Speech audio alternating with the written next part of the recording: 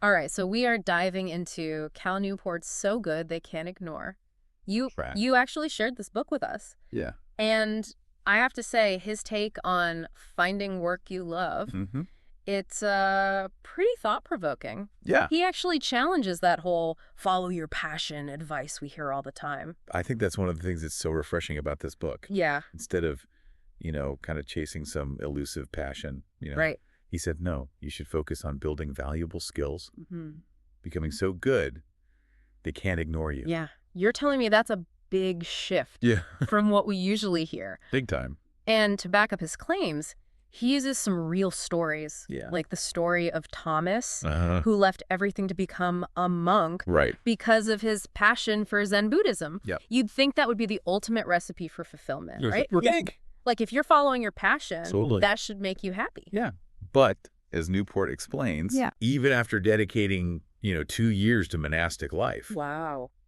Thomas realized he was still fundamentally the same person, Oh, facing the same anxieties interesting. and unfulfilled desires. So it's like a change of scenery wasn't enough Right. to bring him true satisfaction. It wasn't enough. And this is where Newport contrasts Thomas Yes. with someone like Steve Jobs, Right. who we might assume was all about following his passion Right. with the creation of Apple. But as he kind of digs into the story of Apple's beginnings, Yeah. it's more about opportunity and circumstance than a burning passion for computers. Mm. Jobs and Wozniak Mm-hmm. were tinkering around. Yeah. They were selling, simple computer boards to hobbyists. Okay.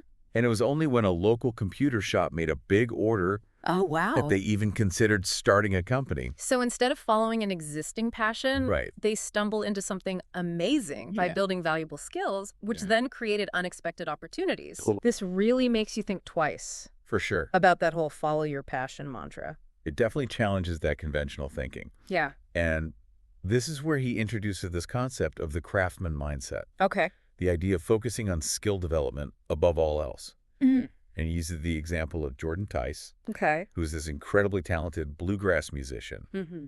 And this guy practices guitar for hours, every day, Wow. constantly pushing his abilities to the next level. So he's clearly dedicated to honing his craft. For sure. But it sounds like it's more than just putting in the hours. Absolutely it is. Yeah. Newport calls it deliberate practice, Okay. constantly stretching your abilities, seeking honest feedback, even if it's painful, Mm-hmm. and refining your skills until you reach a level of mastery. So you're basically saying Yeah, become so good they can't ignore you. exactly. And this is how you build what he calls career capital. Yes. Okay. Career capital. It's like currency. You're accumulating currency that you can then invest in the things that make a job truly fulfilling. So it sounds like you're talking about more than just experience. It is more than just experience. It's Yeah. the rare and valuable skills Mhm. that you develop Right. through deliberate practice Mm-hmm. that make you stand out. And this isn't just some abstract theory. No, it's not. Uh-huh. He actually points out that this idea of deliberate practice is backed by research Oh, wow. in fields like chess music, even professional sports. Oh, interesting. The people who become truly exceptional Yeah. are the ones who consistently engage in deliberate practice Interesting. over long periods. So you're saying it's not just about passion or talent? It's not just about passion or talent. Yeah. It's about putting in the focused effort Mm-hmm. to develop mastery. And this mastery is what leads to fulfillment. I think that's the argument he's making. Okay. You don't just find fulfilling work, you build it Mm-hmm. by becoming so good they can't ignore you. And then, once you have that career capital, Yeah. then you can use it to acquire the things that make work truly rewarding. All right, I'm hooked. Let's hear how this career capital plays out in real life. So he shares some compelling stories Okay. to illustrate this. Mm-hmm. One that stands out is Alex Berger, Okay. a screenwriter who cracked the code of Hollywood. Okay. How did he do that? Well, Alex realized early on Yeah. that in the entertainment industry, your ability to write good scripts Right. is the only currency that matters. Makes sense. So he dedicated himself to honing his craft, Mm. constantly seeking feedback, Mm. revising his work. Mm. And guess what? What? It worked. It worked. He sold a pilot to USA Network Wow. and even co-created a show with Michael Eisner. That's impressive. Yeah. But what about those of us who aren't aspiring screenwriters. Right. What if you don't have Yeah. such a clear-cut Yeah. career path in mind? That's where the story of Mike Jackson comes in. He went from a biology student to a venture capitalist. Oh, wow. That's Like a pretty big leap. it's putting it mildly. How did that happen? So Mike's journey exemplifies what Newport calls seeking open gates, Okay. opportunities to build capital that are already available to you. Okay. It all started with his master's thesis, Mm-hmm. where he became an expert in international carbon markets. Okay. He leveraged that expertise to start a green energy company, Wow. gaining experience in entrepreneurship. Mm-hmm. And this unique combination of skills landed him a job at a clean tech venture capital firm. So it wasn't about having a grand plan Right. from the start. Not at all. It was about building skills Yeah, and being open to new possibilities. exactly. Both Alex and Mike were relentlessly focused Yeah. on getting better, Uh-huh. embodying that craftsman mindset. Yeah, they work smart, Mm. constantly seeking ways to stretch their abilities Yeah. and gain valuable experience. This is making me think about my own career path and all the twists and turns it's taken. Right. But all this talk about building career capital Yeah. makes me wonder, are there any pitfalls Oh, it's a good question. to watch out for when trying to gain more control and freedom Yes. in your work? There are. Okay. He identifies 2 control traps. Ooh, control traps. This sounds intriguing. Yeah. Let's hear about them. So the first trap is seeking control before you have the career capital. Okay. To back it up, To back it up. Okay. think of it like, demanding a 4-day work week when you're still in an entry-level position. Ouch.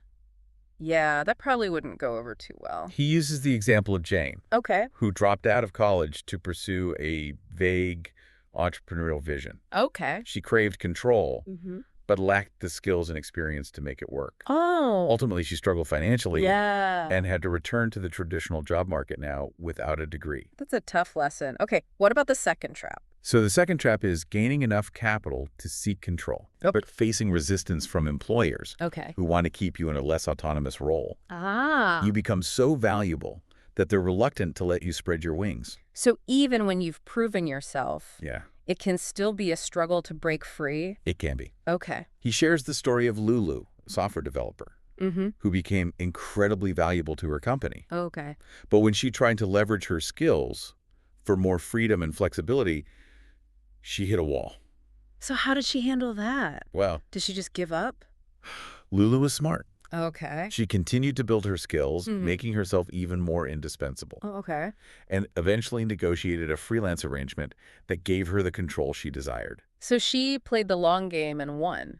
She did. This is eye-opening. I Mhm. could see how these control traps Yeah. could snare anyone who's trying to create a more fulfilling work life. Yeah, I think that's a really good point. But I'm curious to learn how you can actually navigate these challenges. Yeah. And gain more control. Who has figured this out?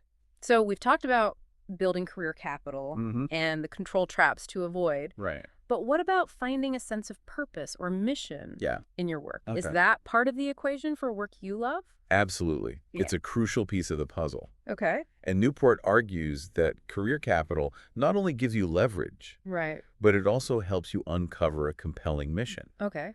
And he introduces us to Pardee Sabeti, Okay. who's a Harvard professor Mm-hmm. doing groundbreaking work in computational genetics. Okay.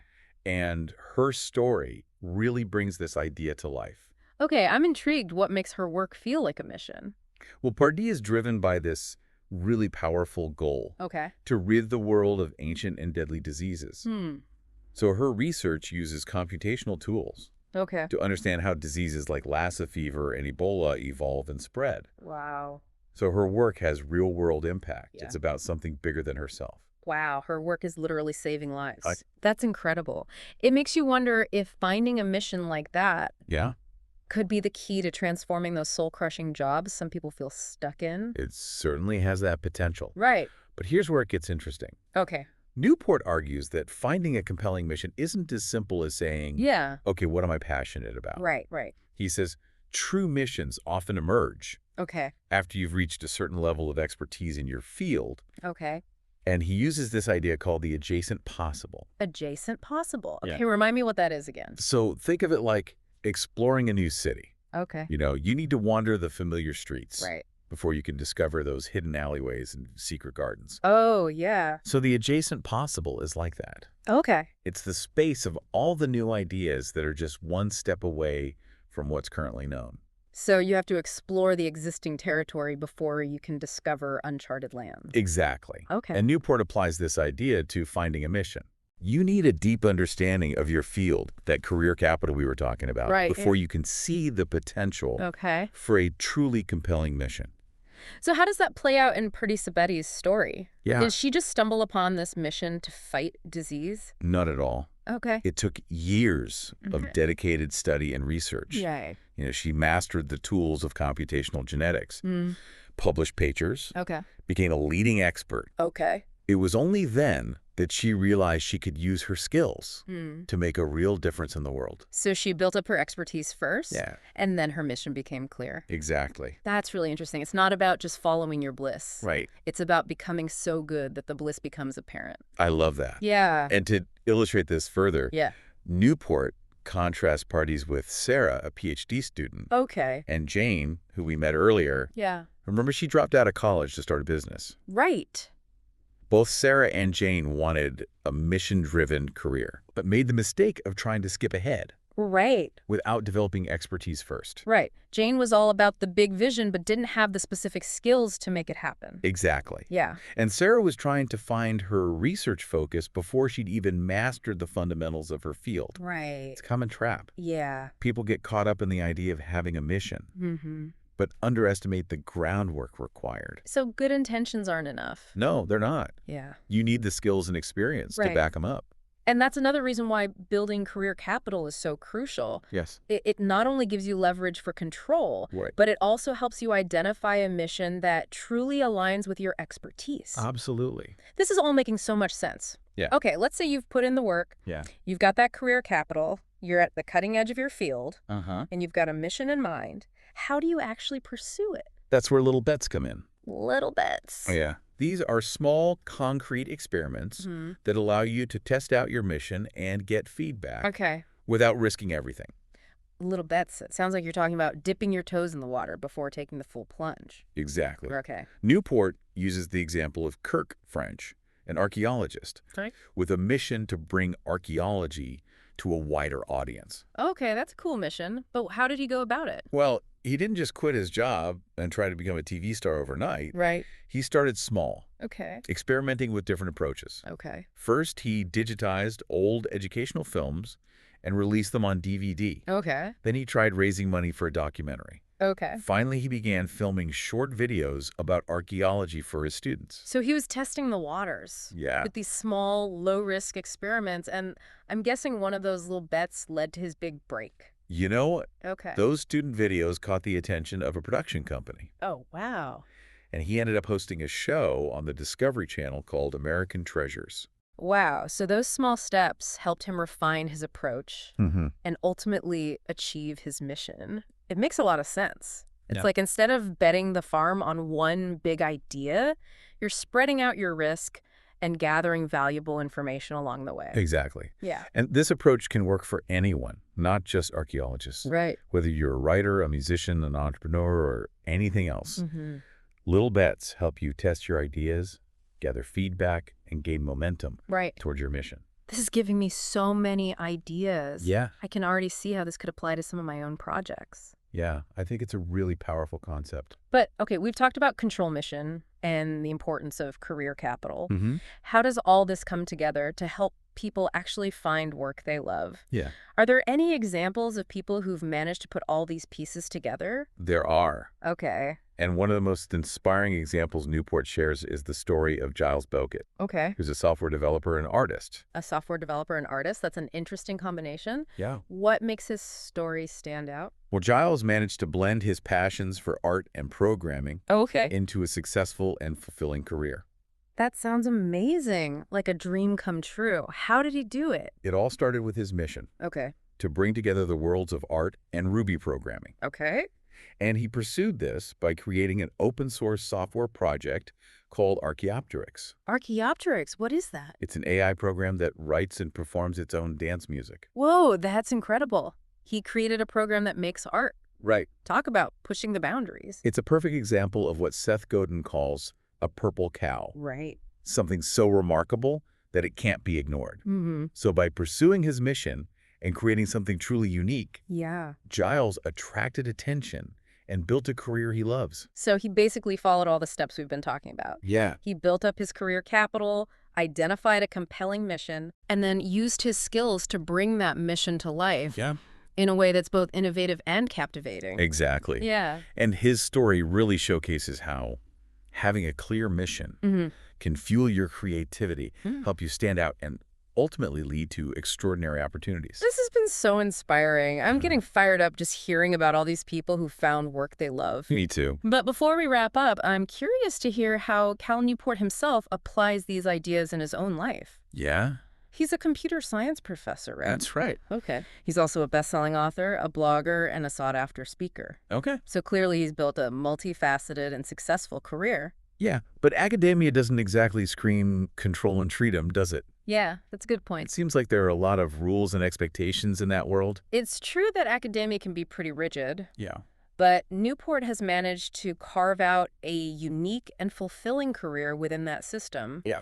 by applying the very principles he outlines in his book. And that's what we'll delve into in the final part of our deep dive. Okay. We'll see how Newport, a successful academic and author, puts these ideas into practice Okay. in his own life. Okay, now I'm really excited to hear how he walks the walk. Yeah. Let's jump into part 3 and uncover the secrets of his success. All right, so we're back Yeah. and ready to unpack how Cal Newport applies his own advice Yes. in his own life. Uh-huh. Last time we left off with the fact that he's not just writing about these ideas. Right. He's living them. He is. As a computer science professor, author, blogger, and speaker. It's pretty impressive. Pretty impressive, right? Yeah. And you're right, academia isn't exactly known for No. being flexible. No, it's not known for being flexible. But Newport manages to find freedom and autonomy by strategically using his career capital. Yeah. He's built a reputation as a leading expert, Right. which gives him leverage to negotiate for Exactly. more control over his time and projects. Yeah, and I think it goes even beyond the university. Okay. You know, his success as an author and speaker Right. also gives him more control over his schedule Right. and the types of projects he takes on. So it's like he's avoided that second control trap we talked about earlier. He's so valuable Yeah. that his university is more willing to give him Right. the flexibility he desires. Exactly. But remember, this didn't happen overnight. Right? It's the result of years of deliberate practice Mm-hmm. and strategic career building. Which brings us back to that craftsman mindset. Yeah. It sounds like Newport isn't just coasting on his success. Nope. He's still putting in the effort Yeah. to hone his craft. Absolutely. And he's a big advocate of this idea of deep work, Okay. setting aside dedicated time for focused effort free from distractions. Oh, yeah. He talks about how he carves out blocks of time each week Right. for deep work on his research and writing, Mm-hmm. even with a demanding schedule. You know, I struggle with that myself. Yeah, it's so easy to get pulled in a million directions and lose sight of those bigger goals. What's the common challenge? It is. Sure. And that's why Newport emphasizes the importance of being intentional about your time. You know, you have to create the space Right. for deliberate practice, even when it feels like there aren't enough hours in the day. Okay, so we've seen how Newport uses career capital Right. to gain control over his work life. Mm-hmm. But what about the mission piece? Yeah. Does he have a driving purpose behind all of his efforts? He definitely does. Okay. Newport is deeply passionate Okay. about helping people find more meaning and satisfaction in their work. Okay. You know, he's not just writing about these ideas, he's actively trying to inspire others Right. to create better work lives for themselves. So his mission is to share his knowledge Yeah. and help people escape Uh-huh. those soul-crushing jobs we talked about earlier. Exactly. Pretty awesome. It is. And he pursues this mission through his books, his blog, his speaking engagements, even his teaching. You know, he sees it as his way of making a positive impact on the world. I love how he's turned his own journey into a way to help others. Yeah, it's really inspiring. It really ties everything together beautifully. It does. But what does this all mean for our listeners? What's the key takeaway Yeah, what have we learned? from our deep dive into So Good They Can't Ignore You? Well, I think the most important message is that finding work you love Yeah. is not about passively following your bliss. Mm. It's about actively building valuable skills, Mm. becoming so good they can't ignore you. Yes. Use that career capital to gain control and autonomy. Right. And then from that position of strength, Yeah. identify a mission that gives your work purpose and meaning. It's almost like a roadmap I think so. for creating a career you're truly passionate about. Yeah, provides a framework. But I think it's important to remember that this is a journey, not a destination. Oh, for sure. It takes time and effort It does. to build career capital. And find a mission that truly resonates with you. Absolutely. It's about constantly striving to improve, being open to new possibilities, and making choices that align with your values and goals. Yeah. And don't be afraid to make those little bets we talked about. Right? Experiment and see what works. This has been such a rewarding conversation. It has. I'm feeling energized and ready to apply some of these ideas to my own work life. You too. And I hope our listeners are feeling the same way. I hope so too. What? So to wrap things up, Yeah. let's leave everyone with a challenge. Okay. What's one small concrete step you can take this week to build your career, capital gain more control, or explore a potential mission? It could be anything. Reading an article, reaching out to a mentor, spending an hour working on a skill you want to develop. Right. Remember, those little bets can lead to big results. They can. Thanks for joining us on this deep dive. Yeah, this was great. Keep learning, keep growing, and keep striving to create work you truly love. And be sure to check out Cal Newport's So Good. They can't ignore you for even more insights. Until next time, keep diving.